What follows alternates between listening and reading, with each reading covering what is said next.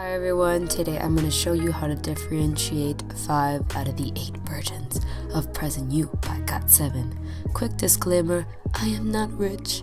I just collect albums, which is why I'm fine with buying 5 copies of the same album, just different aesthetically, different versions. So I'm going to show you in detail each one that I have.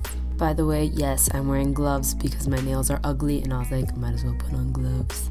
Make it look like I'm a professional music collector, which I aspire to be. I have a lot of albums, but they're all back home, so this is like my K-pop collection in Korea, because even that I left some albums back home too, like EXO and BTS. The key is to look at the top and the bottom edges of the album, because since they all have the same slip on the outside, you can only tell by the edges. So this is the group version, and I'm just going to show that of the JB version, the Jackson version, the Youngjae version, and the Yugyeom version. So I'll stop talking and you can just take screenshots for when you go to the store or however it is that you're going to get the album.